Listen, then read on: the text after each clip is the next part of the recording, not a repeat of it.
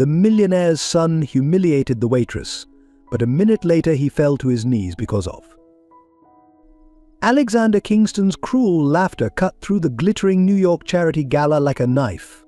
All eyes turned to watch the billionaire businessman mockingly refuse a dance with Emily Bennett, the award-winning economist who happened to be obese. "I don't dance with women who can't see their own feet," he sneered, champagne glass tilted carelessly in his manicured hand. The crowd's uncomfortable titters died as William Crawford stepped forward, his smile sharp as broken glass. "Tell me," Alex Will's voice carried across the sudden silence, "have you ever wondered what it feels like to be on the other side of your cruelty?" Before we get into the story, comment below where in the world you are watching from today, and if you like this story, don't forget to subscribe. The crystal chandeliers of the Pierre Hotel's ballroom cast dancing shadows across Alexander Kingston's perfectly chiseled face as he turned to face Will Crawford.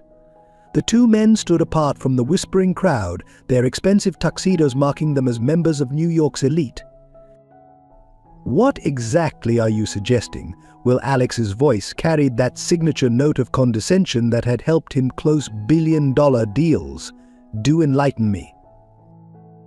Will swirled his champagne thoughtfully, his eyes never leaving Alex's face. "A bet, old friend. One that might actually challenge you, unlike those corporate takeovers you're so fond of." "You know I never turned down a good wager." Alex's smile didn't reach his eyes, though I doubt you could offer anything interesting enough. "Marry her." Will's words fell like stones into a still pond. "Marry Emily Bennett and stay married for 6 months." Alex's laughter echoed through the ballroom. "The fat economist. Have you lost your mind, Will?" Scared, Kingston Will's smile grew sharper. "I'll make it worth your while. $10 million if you can do it. But here's the catch: you have to treat her like a real wife. No hidden apartments, no mistresses, no public humiliation." The crowd around them had grown, Manhattan's elite drawn to the scent of scandal like sharks to blood. Alex straightened his Italian silk tie, mind already calculating angles and possibilities. "And what's to stop me from just paying her off to play along?" Because Will's voice dropped lower, "Emily Bennett isn't like the women you usually deal with. She can't be bought. That's what makes this interesting." Alex studied Will's face, searching for the trap he knew must be there. They'd known each other since Harvard Business School, and Will Crawford never made a bet he wasn't certain to win. "Why her specifically?" Alex asked, suspicion creeping into his voice. "Because she's everything you claim to despise. Overweight, yes, but also brilliant, independent, and completely unimpressed by your wealth. She has a PhD in economics from Yale, runs a successful non-profit, and couldn't care less about your social status. In short, she's your worst nightmare." Alex's jaw tightened. The annual charity gala had become unbearably interesting, and he could feel every eye in the room on him. To refuse would make him appear weak, afraid. Alexander Kingston was never afraid. "Fine," he said finally. 6 months, $10 million, but I want it in writing." Will's smile turned triumphant. "I'll have the papers drawn up tomorrow, but first you might want to actually meet your future wife." The first meeting was arranged at Le Bernardin, Alex's favorite restaurant. He arrived early, claiming his usual table, and ordering a bottle of Chateau Lafite Rothschild 1982. If he was going to endure this circus, he'd do it with proper wine. Emily Bennett arrived exactly on time, and Alex's first close-up look at her made him wince internally. She was even larger than he'd remembered from the gala, wearing a simple black dress that made no attempt to hide her size. Yet she moved with unexpected grace, and her eyes, a striking shade of green, met his without a hint of shame or apology. "Mr. Kingston," she said, taking her seat with dignity, "I assume the wine is excellent." "Only the best," he replied automatically, surprised by her cultured voice and direct gaze. "Like everything in your life, I suppose," she smiled, but it didn't reach her eyes. "Shall we discuss terms?" Alex blinked. Terms? For this farce of a marriage you've agreed to? Don't look so surprised. Did you think Will wouldn't tell me about the bet?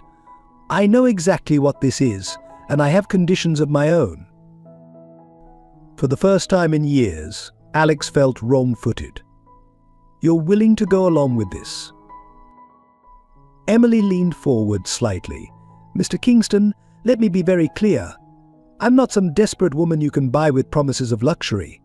I have my own money, my own career, and my own reasons for agreeing to this arrangement. The question is, are you prepared for what that means? And what exactly does it mean? It means this marriage will be a partnership of equals. You don't control me, dictate my behavior, or expect me to play the adoring wife in public. I maintain my career, my independence, and my dignity. In return, I'll fulfill the terms of your bet without scandal. Alex studied her face, looking for signs of deception or hidden motives. He found none. Only that steady, challenging gaze that made him strangely uncomfortable. Why would you agree to this at all? He asked finally. Emily's smile turned enigmatic. Perhaps I have my own bet to win, Mr. Kingston. Or perhaps I simply want to see if the great Alexander Kingston can handle 6 months with a woman he can't control. The waiter approached with menus, but Alex waved him away. This conversation demanded his full attention. You realize this won't be easy, he said. The media, the social circles I move in? Are you worried about being seen with someone like me? Emily's voice carried a dangerous edge. Afraid I'll embarrass you at your fancy parties? I'm being realistic. My world can be cruel. Trust me, Mr. Kingston, I know exactly how cruel your world can be. The question is, do you have the courage to face it with someone who doesn't fit your perfect image? Alex felt a flutter of something unfamiliar in his chest, not quite anxiety, not quite excitement. This woman was nothing like he'd expected. There was no desperation, no eagerness to please. Instead, she radiated a quiet confidence that both irritated and intrigued him. 6 months, he said finally. We'll need a prenup. Already handled. Will's lawyers drew up the papers this morning. I've made my additions. You'll find them quite reasonable. She reached into her bag and pulled out a thick envelope, sliding it across the table. Alex picked it up, his manicured fingers brushing against hers for a moment. But you move fast, he observed. Time is precious, Mr. Kingston, particularly when it's being spent on something as artificial as this arrangement. Shall we order? I hear the sea bass here is exceptional. As they proceeded with dinner, Alex found himself watching Emily with growing curiosity. She ate without apology or self-consciousness, carried herself with grace, and displayed a sharp wit that occasionally made him fight back a smile. It was unsettling. By the time dessert arrived, they had hammered out the basic framework of their arrangement.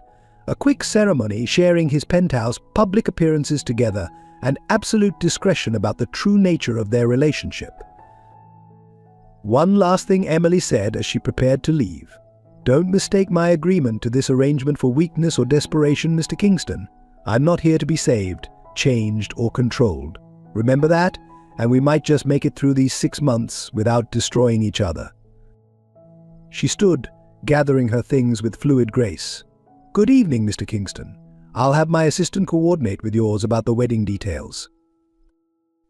Alex watched her walk away, that strange flutter in his chest returning. For the first time in years, he had the unsettling feeling that he might have underestimated his opponent. Whatever game Will Crawford was playing, it was clearly more complex than a simple bet. He pulled out his phone to call his lawyer. He needed to know everything there was to know about Emily Bennett. Something told him he was missing a crucial piece of the puzzle, and Alexander Kingston hated missing anything. The wedding of Alexander Kingston and Emily Bennett took place on a crisp October morning, with all the warmth of a corporate merger. The ceremony, held in the marble-columned greatness of St. Patrick's Cathedral, was attended by New York's elite not out of celebration, but curiosity. They came to witness what the society columns had dubbed the odd couple of Manhattan. Emily wore a simple Vera Wang gown that made no attempts to disguise her size, her head held high as she walked down the aisle alone. She had refused Alex's offer to hire someone to give her away, stating simply, "I give myself." Alex stood at the altar, his Tom Ford tuxedo impeccable, his expression carefully neutral. Yet something flickered in his eyes when Emily approached, perhaps surprise at how gracefully she carried herself, or unease at the quiet confidence in her green eyes. The vows were brief, traditional. No personal words were exchanged, no tears shed. When the priest pronounced them husband and wife, their kiss was chaste, clinical. The assembled crowd applauded politely, their whispers already starting. Poor Alex, what did he get himself into? Must be some kind of publicity stunt. Did you see how she didn't even try to look smaller in that dress? The reception was held at the plaza, a lavish affair that spoke more of Alex's wealth than any genuine celebration. Emily moved through the crowd with surprising ease, engaging effortlessly with business moguls and socialites alike. Her Yale education and sharp wit became apparent in every conversation, leaving many guests unsure whether to be impressed or unsettled. "Your wife is." Unexpected, commented Michael Thompson, Alex's lawyer, as they watched Emily discuss economic theory with the Federal Reserve chairman. "Indeed," Alex replied tersely, sipping his scotch. The real test began when they arrived at Alex's penthouse that evening. The sprawling apartment on the 60th floor of a Central Park West building was a testament to luxury and precision. Everything was sleek, modern, and perfectly arranged, much like Alex himself. Emily walked through the space slowly, taking in the floor-to-ceiling windows, the minimalist furniture, the abstract art worth millions. "Very you," she commented. "All surface, no soul." Alex's jaw tightened. "Your room is down the hall. I had it prepared according to standard sizing." "If you're about to make a comment about my size," Emily cut in smoothly, "perhaps reconsider. We may be married, but I'm not your project to fix." She walked to the windows, looking out over the glittering city. "I'll take the guest room at the end of the hall. It has its own bathroom and a decent view. I assume you've had my things moved there." Your assistant coordinated with the staff. Alex moved to his private bar, pouring another scotch. "Would you like a drink?" "No, thank you. I don't drink alcohol." Another disappointment for you to add to your list, I'm sure. The first week of their marriage set the tone for what was to come. Emily maintained her own schedule, leaving early for her non-profit organization and often returning late. She ate what she wanted, when she wanted, completely ignoring Alex's pointed comments about the penthouse chef's ability to prepare healthier options. Alex found himself increasingly frustrated by his inability to influence her behavior. Every subtle dig about her weight, every suggested personal trainer, every left-out magazine article about weight loss was met with the same serene smile and complete disregard. "You're not even trying," he snapped one evening, finding her eating pasta in the kitchen. Emily looked up from her meal, unruffled. "Trying to what exactly? Become the sort of wife you think you deserve? Transform myself to meet your standards?" She twirled more pasta onto her fork. "That wasn't part of our agreement." The agreement was to act like a real married couple. No, the agreement was to maintain the appearance of a marriage while I retain my independence. Don't confuse the two. And their public appearances together became a complex dance. Emily attended required social functions with grace, but refused to play the adoring wife. She engaged intelligently in business discussions, often overshadowing Alex with her economic insights. More disturbing to him, some people actually seemed to enjoy her company. "Your wife is fascinating," said Janet Morrison, one of his biggest investors, at a charity gala. "Her ideas about sustainable microfinance in developing countries are revolutionary. You're a lucky man, Alex." But Alex didn't feel lucky. He felt increasingly off balance, as if the carefully controlled world he'd built was shifting beneath his feet. Emily's presence in his home, her quiet defiance, her complete immunity to his usual tactics of control and manipulation, it all unsettled him deeply. 1 month into their marriage, he attempted a new strategy. "I've arranged a dinner party," he announced over breakfast. "Tomorrow night. Important clients." Emily glanced up from her newspaper. "I have a board meeting tomorrow evening." "Reschedule it." "No." The simple refusal hung in the air between them. Alex gripped his coffee cup tighter.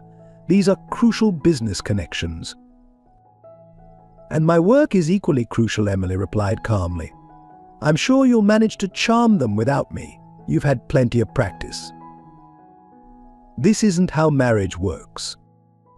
Emily folded her newspaper deliberately. "And what would you know about how marriage works, Alex? Your relationships have always been transactions women you can control through money or social pressure. I'm neither impressed by your wealth nor concerned with your social standing. Perhaps that's what really bothers you." She stood, smoothing her dress. "I have a meeting. Don't wait up." Alex watched her leave, that familiar mix of frustration and fascination churning in his gut. In the business world, he could break anyone, bend them to his will through money or power or sheer force of personality. But Emily Bennett Kingston was proving to be unbreakable. Later that night, unable to sleep, he found himself standing in the doorway of her room. Emily was asleep, her reading glasses still on, a book about economic theory open on her chest. In sleep, her face was softer, peaceful. For a moment, he allowed himself to really look at her, not at her size, but at her. The strong line of her jaw, the slight smile that played on her lips even in sleep, the elegant length of her fingers resting on the book. She looked content, untroubled by the opinions of others, unafraid of taking up space in a world that constantly told her to be smaller. Something uncomfortable stirred in Alex's chest. He turned away abruptly, closing her door quietly. In his own room, he poured himself a scotch and stood at the windows, looking out at the city that had always bent to his will. For the first time in his adult life, Alexander Kingston was beginning to wonder if perhaps he was the one who needed to change. The thought terrified him. As winter descended upon New York, the power struggle between Alex and Emily intensified. Each day became a subtle battle of wills, with Alex growing increasingly desperate to assert some form of control over his unconventional wife. His first major offensive came through his social connections. At a high-profile charity gala, he deliberately seated Emily next to Manhattan's most notorious gossip columnists, expecting her to falter under their barbed questions and thinly veiled insults. Instead, she charmed them. "Your wife is absolutely delightful," Miranda Wells, editor of New York Style, told him later that evening. Her insights on fashion industry economics were fascinating. "Did you know she's developing a marketplace for plus-size luxury fashion? Brilliant concept." Alex's carefully crafted plan had backfired spectacularly. Again. His next attempt was more direct. He hired a renowned personal trainer to accidentally run into Emily at their building's gym. Emily simply smiled, thanked the trainer for his interest, and continued her own workout routine. "You know," she said to Alex that evening, "if you spent half as much energy actually getting to know me as you do trying to change me, this marriage might be less exhausting for both of us." Alex slammed his glass down on the marble counter. "Why won't you even try?" "Try what?" Emily looked up from her laptop, her voice dangerously calm. "Try to shrink myself? Try to become acceptable to your narrow worldview? Tell me, Alex, have you ever tried to understand why you're so obsessed with controlling how other people look?" Her words hit too close to home. Alex turned away, his knuckles white around his glass. "This isn't about me." "Isn't it?" Emily closed her laptop. You've built your entire identity around this perfect image, the perfect body, the perfect clothes, the perfect life. But what happens when something or someone challenges that perfection? You're trying to psychoanalyze me now. No, I'm trying to understand why a man as successful as you is so threatened by a wife who doesn't fit his ideal mold. The conversation was veering into dangerous territory. Alex could feel his carefully constructed walls trembling. He did what he always did when feeling vulnerable. He attacked. Perhaps I simply expect my wife to care about her appearance, to show some respect for herself and for me. Emily's laugh was bitter. Respect. You wouldn't know respect if it knocked you over. You confuse it with compliance. She stood, gathering her things. And for the record, I care very much about my appearance. I dress well, I carry myself with dignity, and I refuse to apologize for taking up space in your perfect world. She walked past him, then paused. Oh, and Alex? The next time you try to manipulate me through your social connections, remember that I have a PhD in game theory. You're not as subtle as you think. The next few weeks became a cold war of sorts. Alex used his influence to make Emily's work life more difficult. Mysterious cancellations of venue bookings, sudden withdrawal of donors from her non-profit. Emily responded by becoming even more visible in their social circle, her intelligence and charm winning over many of Alex's important business connections. At a crucial board meeting, she casually dismantled his argument for a hostile takeover with such economic precision that 3 board members switched their votes. Alex was livid. You humiliated me, he confronted her that evening. No, I challenged you professionally. There's a difference. Emily was calmly making tea in the kitchen. Your plan would have cost thousands of jobs. I simply pointed out a more sustainable alternative. It wasn't your place. As your wife, or as an economist, she turned to face him. Or perhaps you're angry because I proved I could match you intellectually without conforming to your physical ideals. Alex moved closer, trying to use his height to intimidate her. You're playing a dangerous game. No, Alex, I'm not playing at all. That's what frustrates you. She met his gaze steadily. Everything isn't a game or a deal or a power play. Sometimes it's just life, messy and imperfect and real. Something in her words, or perhaps her unwavering gaze, made Alex step back. He found himself studying her face, really looking at her. The intelligence in her green eyes, the strength in her jaw, the quiet confidence in her bearing. When had he started noticing these things? Why are you really here, Emily? He asked, his voice softer than intended. Why agree to this marriage? For a moment, something flickered in her eyes, pain perhaps, or a deeper purpose, but it was gone before he could be sure. Maybe I wanted to show you that your perfect world isn't so perfect after all, she said finally, or maybe I have my own reasons that you're not ready to understand. She picked up her tea and walked away, leaving Alex alone with his thoughts and a growing suspicion that he was missing something crucial about his wife. The next day, he found himself watching her more closely, the way she handled his staff with kindness, how she remembered everyone's names and stories, the passion with which she spoke about her work helping underprivileged women start businesses, the quiet dignity with which she handled the whispers and stares that still followed them in public. For the first time, he began to wonder if perhaps what needed changing wasn't Emily at all. But old habits die hard. At a dinner party that weekend, when a business rival made a snide comment about his brave choice in wives, Alex's instinct was to distance himself from Emily, to laugh along with the joke. The hurt that flashed across her face was brief but profound. She excused herself gracefully from the table, and Alex felt something unfamiliar twist in his chest. Shame. Later that night, he found her in the penthouse library, reading by the window.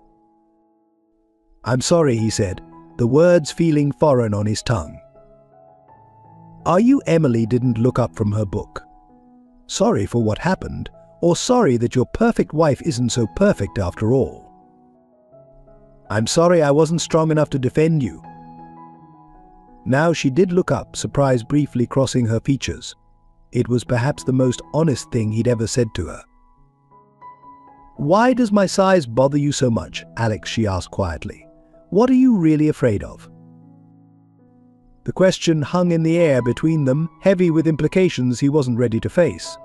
Instead of answering, he turned and left the library, feeling her eyes on his back. That night, sleep eluded him.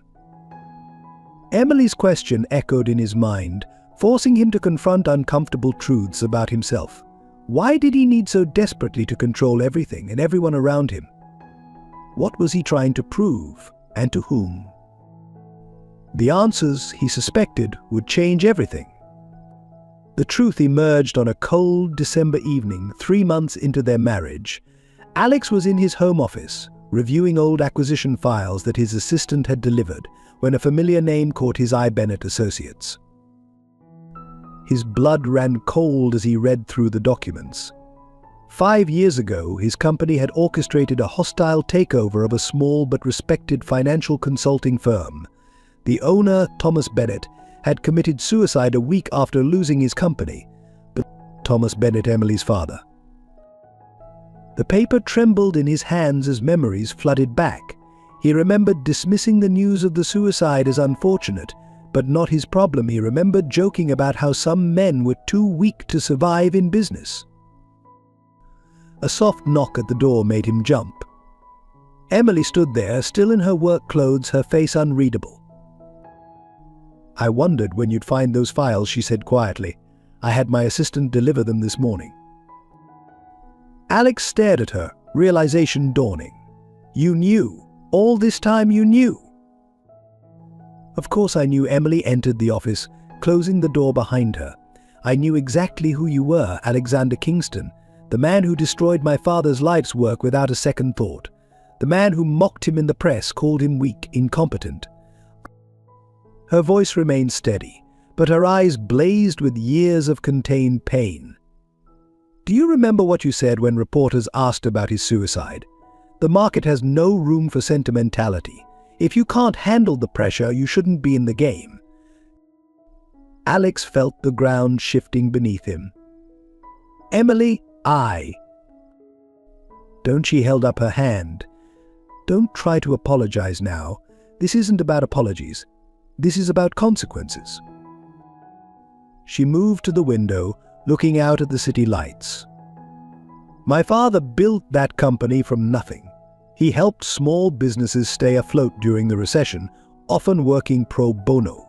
He believed in people over profits, and you destroyed him because you could, because it added a few million to your bottom line. Alex stood, moving toward her.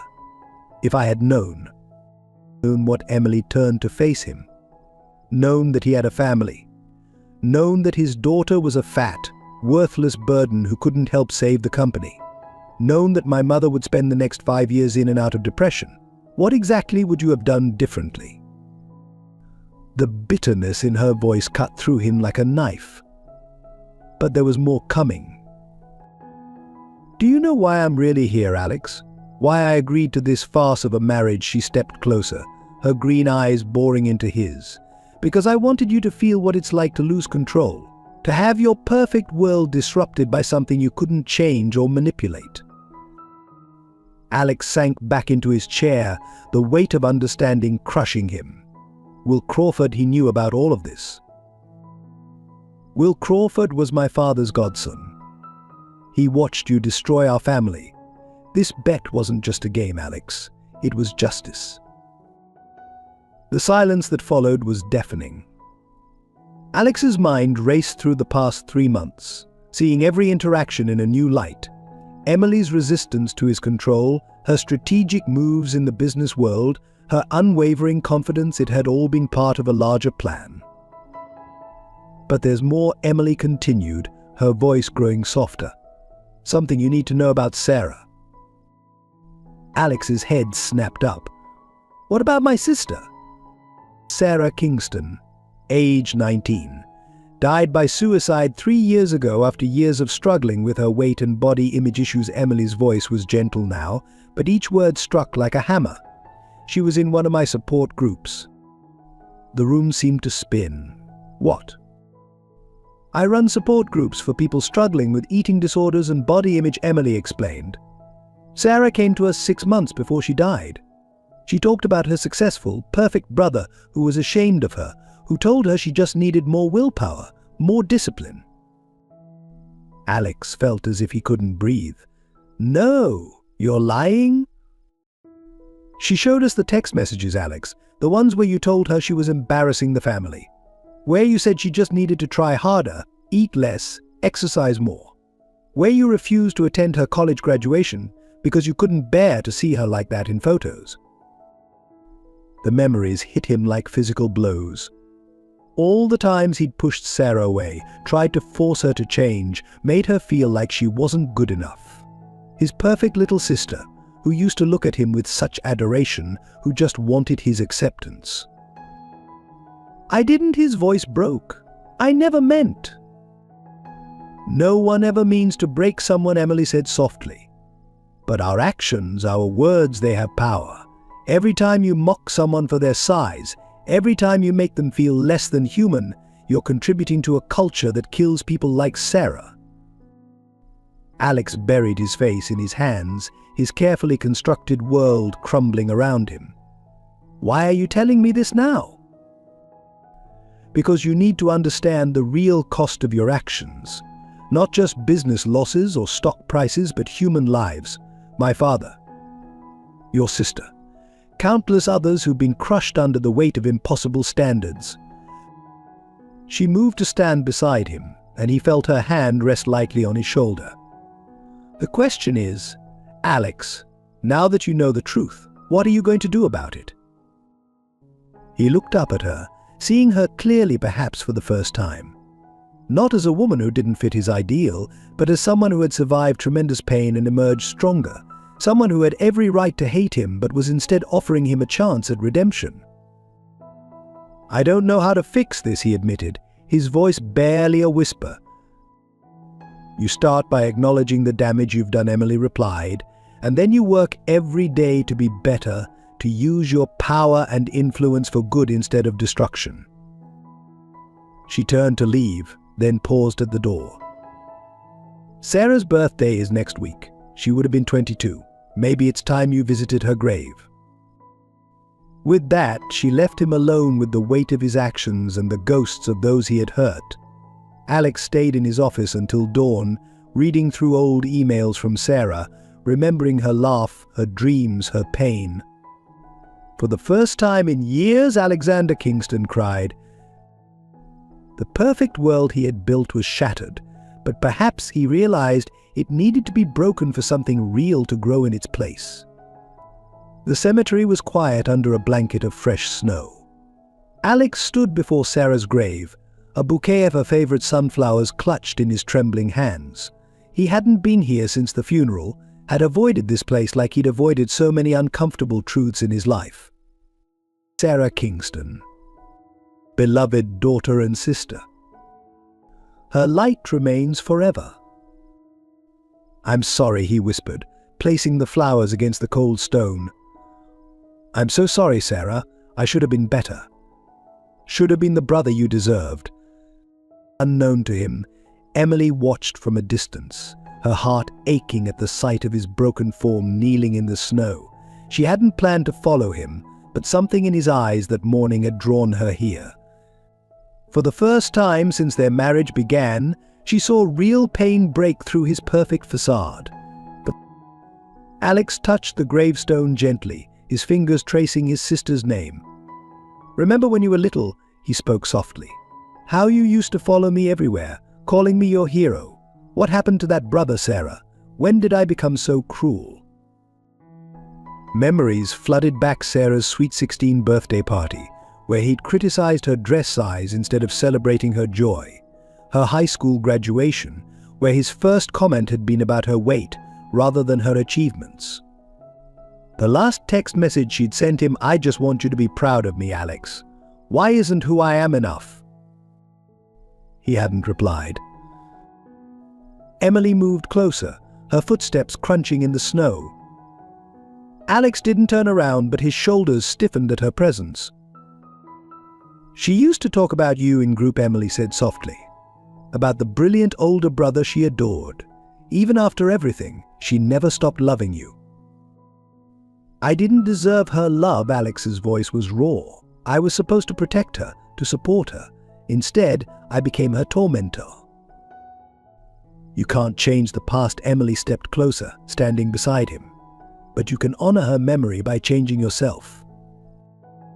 Alex looked up at her, his face stripped of its usual mask of confidence. "How do you do it?" he asked.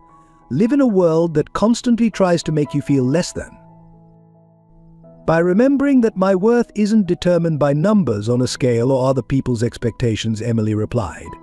"Sarah was learning that in our group, she was starting to believe in herself again." "Until I ruined it," Alex's voice broke. "That last time she reached out to me, she was excited about starting college, about making new friends.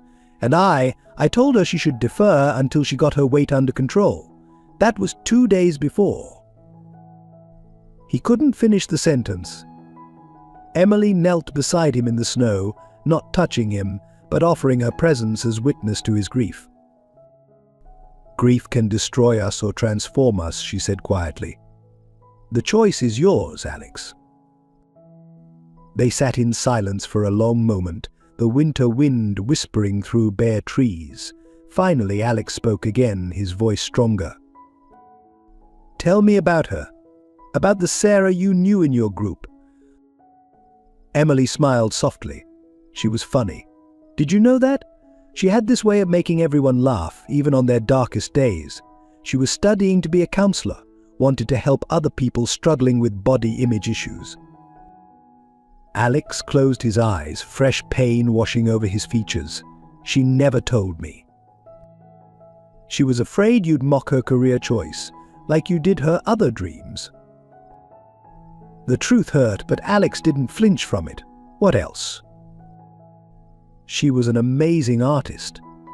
She showed us her sketchbooks, once full of beautiful drawings of people of all sizes, all celebrating their bodies instead of hiding them. She had such a gift for seeing the beauty in others, even when she struggled to see it in herself." Tears froze on Alex's cheeks as he listened, learning about the sister he'd never truly known. The sister he'd been too blind, too prejudiced to see. As they walked back to the car, Alex stopped suddenly. "I need to make this right," he said. "Not just with Sarah's memory, but with everyone I've hurt. Your father, you." Emily studied his face, searching for sincerity. "Change isn't easy, Alex. It requires more than just words or grand gestures." "I know, but I have to try. Will you? Will you help me?" The question hung in the air between them, fragile as a snowflake.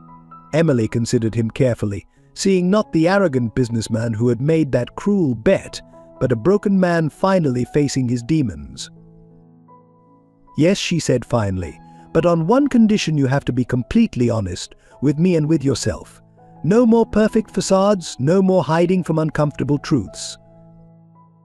Alex nodded, understanding the magnitude of what she was offering: not just help, but a chance at redemption. That evening, as they sat in the penthouse living room, Alex began the painful process of examining his life, his beliefs, his prejudices. Emily listened without judgment as he spoke about his own insecurities, his desperate need for control, his fear of imperfection.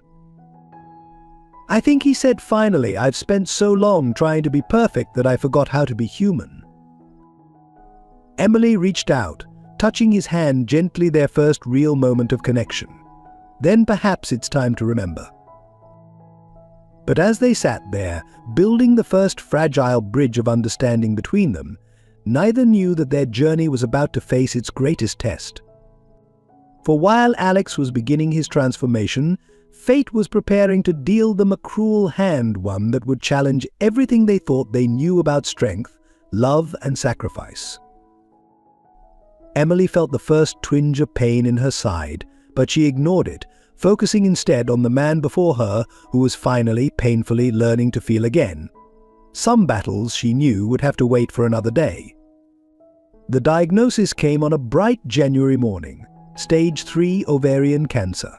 Emily sat in Dr. Catherine Morgan's office, her hands perfectly still in her lap as she listened to words like aggressive treatment and survival rates.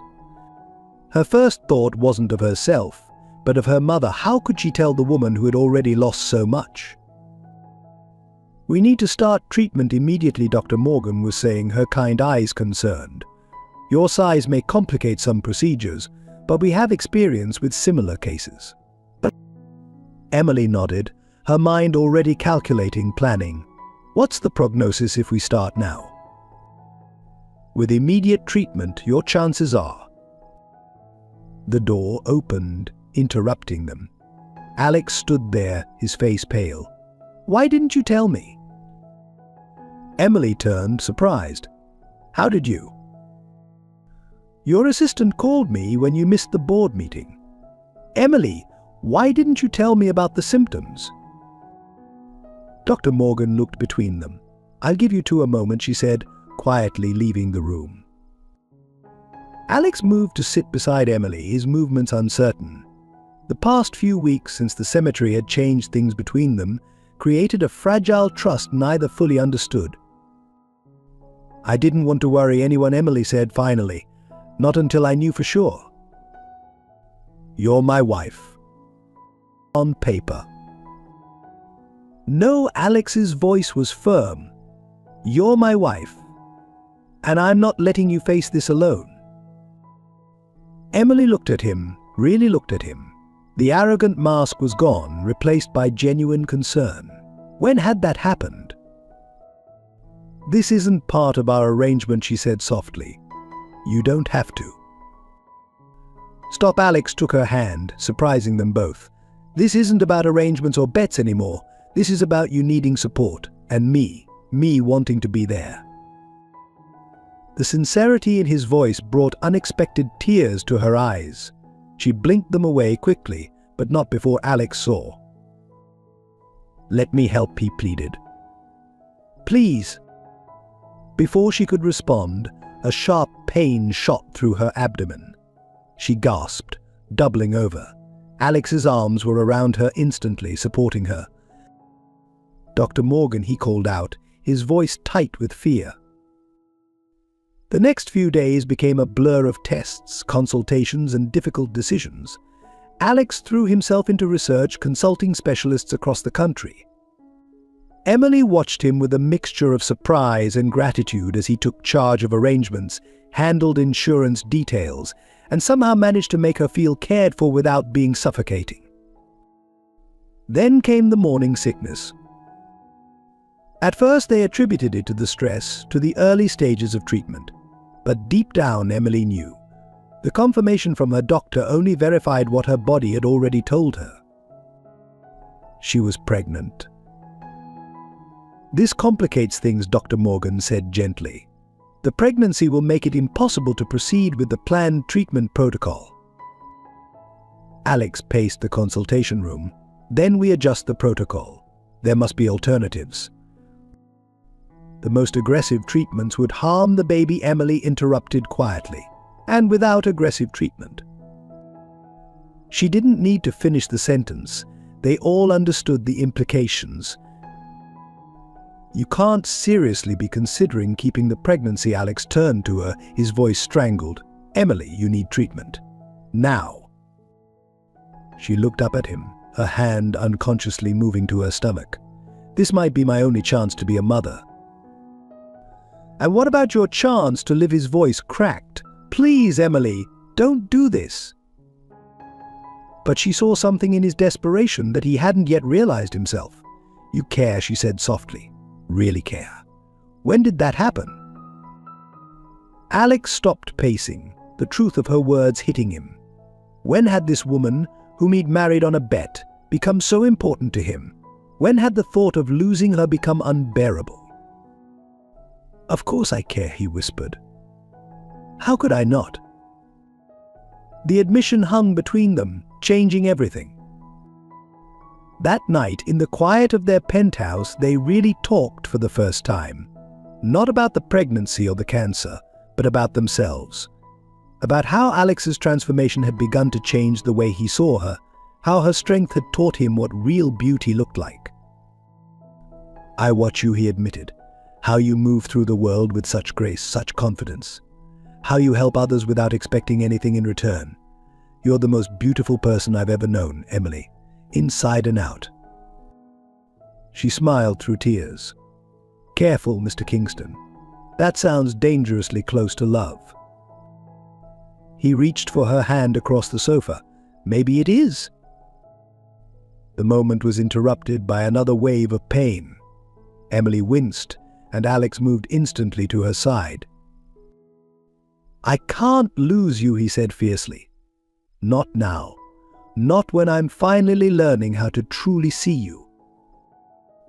Emily leaned against him, allowing herself to draw strength from his presence. "I need you to understand something," she said quietly. "This baby, it's not just about being a mother. It's about leaving something good in the world. Something born of love, not revenge or pain." Alex held her closer, understanding finally dawning. "You're choosing hope." "Yes," she whispered. "Will you choose it with me?" He pressed a kiss to her forehead, his heart breaking and healing all at once.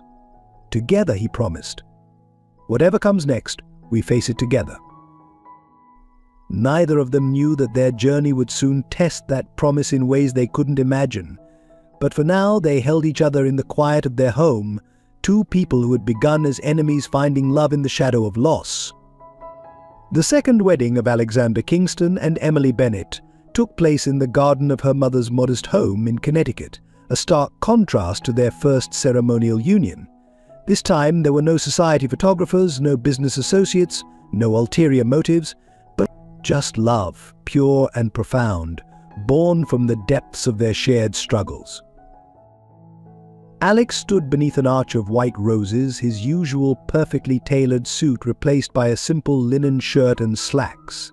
His eyes never left Emily as she walked toward him, radiant in a flowing dress that celebrated rather than concealed her body. Despite the subtle signs of her illness, the slight pallor of her skin, the careful way she moved, she had never looked more beautiful to him. "I have something to say," Alex announced, departing from their planned vows. He turned to face not just Emily, but their small gathering of guests. 4 months ago, I married Emily because of a bet. I thought I was superior, thought I could control and change her. I was wrong." His voice carried across the garden, strong with conviction. "Emily taught me that true beauty isn't about size or appearance. It's about the size of your heart, the strength of your character, the depth of your compassion. She showed me that my perfect world was actually empty, and her imperfect one was full of love and meaning." Tears streamed down Margaret Bennett's face as she watched her daughter and the man who had once been their enemy. Will Crawford stood nearby, his earlier hostility softened by the evident transformation he'd witnessed in Alex. "I stand here today," Alex continued, his voice thick with emotion, "not because of a bet or obligation, but because I love you, Emily, every part of you. Your brilliant mind, your generous heart, your unshakable spirit. You made me a better man. And I want to spend whatever time we have together showing you how grateful I am for that gift." Emily squeezed his hands, her own tears falling freely. "When I agreed to marry you," she said softly, "it was for revenge. I wanted to make you feel the pain you'd caused my family. But something unexpected happened. You changed. You learned. You grew, and in watching you transform, I found myself falling in love with the man you were becoming." She paused, gathering strength as another wave of discomfort passed through her. Alex steadied her, his support immediate and natural. "I don't know what the future holds," she continued, "but I know that facing it with you gives me courage. You're not just my husband on paper anymore, Alex. You're my partner, my strength, my love." The small gathering of guests wiped away tears as they exchanged rings, simple bands that meant more than all the expensive jewelry Alex had once tried to impress her with. The celebration that followed was intimate and joyful, though tinged with the awareness of Emily's condition. She tired easily now, but Alex was constantly at her side, anticipating her needs, making sure she rested when necessary. During a quiet moment, Will approached them. "I owe you both an apology," he said. "What began as a plan for revenge has become something I never expected, a lesson in redemption and love." Alex shook his head. "No apologies needed. You gave me the greatest gift of my life, even if your intentions were different." As evening fell, Emily's mother pulled Alex aside. "Take care of my girl," she whispered, her eyes full of both gratitude and fear. "With everything I have," he promised. The moment of crisis came sooner than anyone expected. During their first dance, Emily suddenly stiffened in Alex's arms, her face draining of color. Alex's voice was sharp with fear. "I'm sorry," she whispered, before collapsing against him. The next few hours were a blur of ambulance sirens, hospital corridors, and terrifying medical terms. Alex paced the waiting room, his newly discovered heart threatening to shatter. Dr. Morgan emerged from the emergency room, her face grave. "The cancer is progressing faster than we anticipated," she explained. "Combined with the pregnancy, it's putting tremendous strain on her body." "Save her," Alex pleaded. "Whatever it takes." "It's not that simple," Dr. Morgan said gently. "Emily has been very clear about her wishes. She wants to protect the baby at all costs. But she could die." "She knows that, Alex. She's made her choice." Alex slumped into a chair, his perfect world crumbling once again, but for entirely different reasons than before. This time he wasn't losing control, he was losing love. When he was finally allowed to see her, Emily lay pale but conscious in the hospital bed, monitors beeping steadily around her. She reached for his hand as he approached. "Don't be angry," she whispered. "How can I not be?" His voice broke. "You're choosing to leave me." "No," she touched his face gently. "I'm choosing to give life. Our child, Alex. A part of both of us. Something beautiful born from what started as revenge but became love." Alex pressed his forehead to hers, tears falling freely. "I can't lose you. I don't know how to be this better person without you." "Yes, you do," she smiled weakly. "You already are that better person, and our child will need you to be strong to continue being that man." As if in response to her words, the baby kicked. Emily guided Alex's hand to her stomach, letting him feel the movement of their child. In that moment, holding his wife's hand, feeling their baby move, Alexander Kingston finally understood what true strength looked like. It wasn't about control or power or perfect appearances. It was about love, sacrifice, and the courage to choose hope even in the darkest moments. Together, he whispered their promise. "Whatever comes next, we face it together." Emily smiled, squeezing his hand weakly. "Together," she agreed. The following weeks transformed Alex's world in ways he never imagined. He sold his penthouse, liquidated investments, and leveraged every connection he had to get Emily the best supportive care possible while respecting her decision about the pregnancy. The man who once demanded perfection now spent his nights sleeping in a hospital chair, holding his wife's hand through waves of pain. Mr. Kingston, Dr. Morgan pulled him aside one morning. "There are experimental treatments available in Switzerland. They're expensive, but they might help manage the cancer while protecting the pregnancy." Alex didn't hesitate. "Book the flights. Whatever it costs." "It's not just about money," she cautioned. "The success rate is uncertain, and the treatment is extremely demanding." "Emily's stronger than anyone I know," Alex said firmly. "She can handle it." When he presented the option to Emily, she studied his face carefully. "You'd give up everything. Your company, your position, your perfect life." None of that matters anymore, he took her hand, pressing it to his heart. You showed me what really matters, Emily. Let me show you that I learned the lesson. They flew to Switzerland the following week, leaving behind the glittering world of Manhattan for a quiet clinic nestled in the Alps.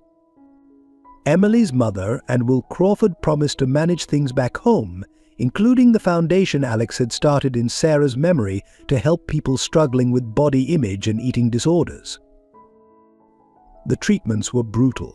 Emily fought through endless rounds of carefully calibrated medications, each designed to battle the cancer while protecting their growing child. Alex never left her side, learning to massage her swollen feet, read medical charts, and advocate fiercely with doctors when needed. One evening, as snow fell softly outside their clinic window, Emily watched Alex helping her with her medication schedule. "You've changed so much," she observed.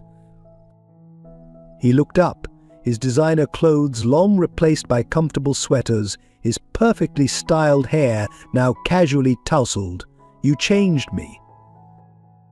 "No," she shook her head.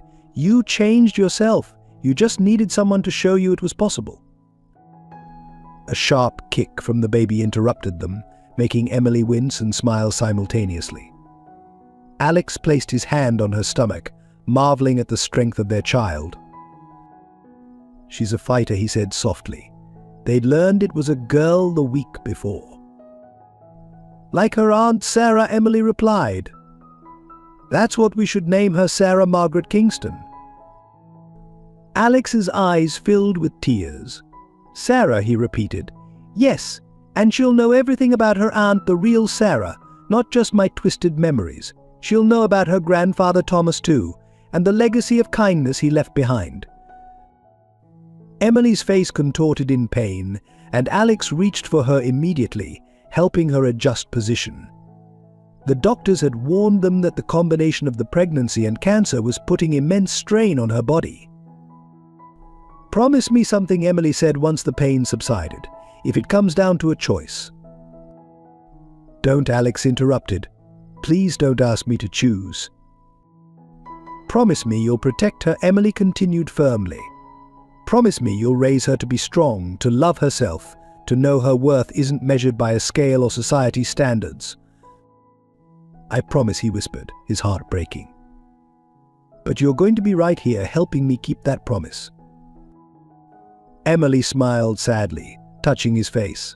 "My love, you've grown so much, but you still want to control everything, don't you? Some things are beyond our control." That night, Alex called Will Crawford. "She's getting worse," he said without preamble. "The treatments are helping, but the pregnancy is taking too much out of her. The doctors want her to consider termination." And Will's voice was gentle. "She refuses.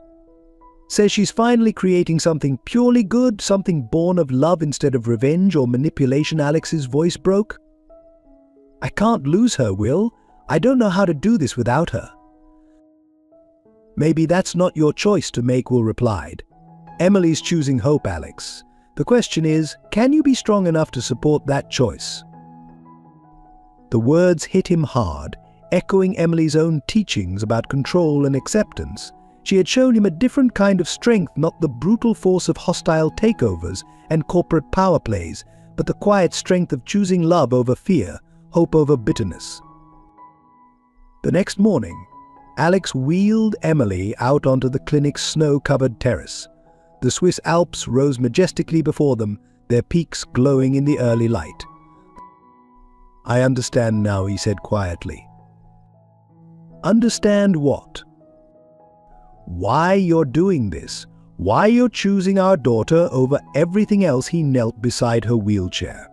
"You're creating something perfect, not perfect like I used to define it, but perfect in its truth, its purpose." Emily's eyes filled with tears. "You do understand." "I promise you, Emily, our daughter will never doubt her worth.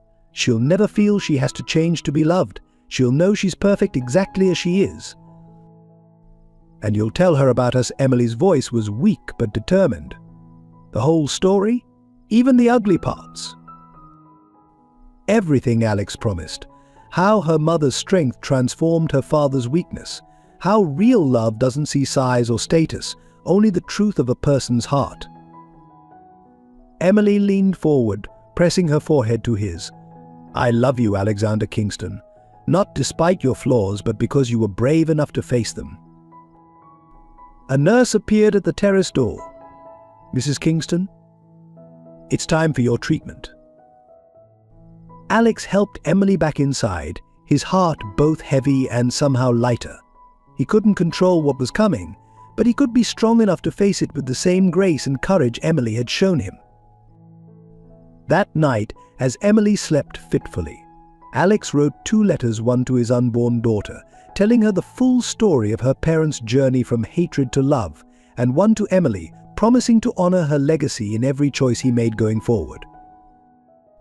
The battle wasn't over, but something had shifted. In choosing to support Emily's decision rather than fight it, Alex found a different kind of peace.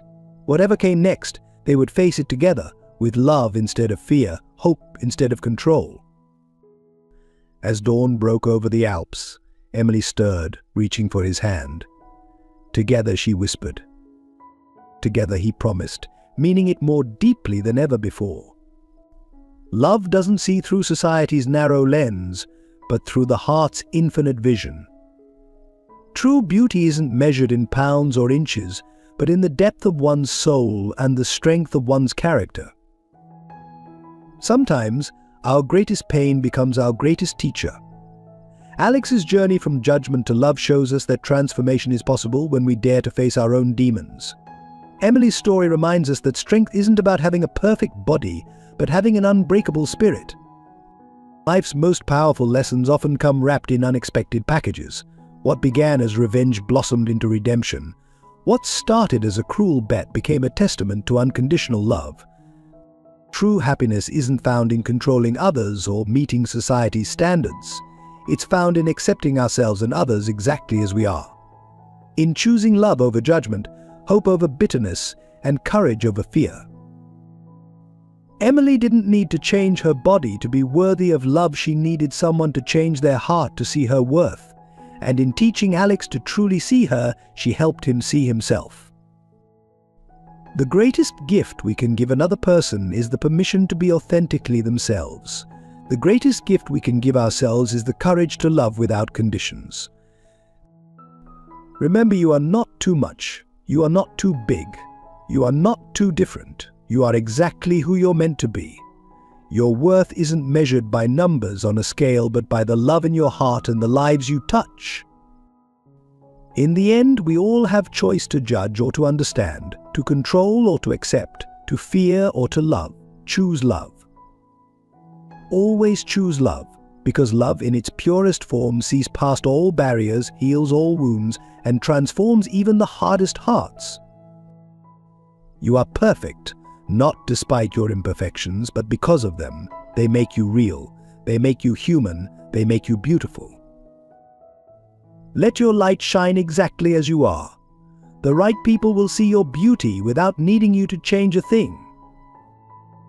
If this story touched your heart, please take a moment to like, subscribe, and share it with someone who needs to hear this message of unconditional love. Your comments mean the world to us. Let us know how this story resonated with you. Together, let's spread hope and remind everyone that true beauty comes in all sizes.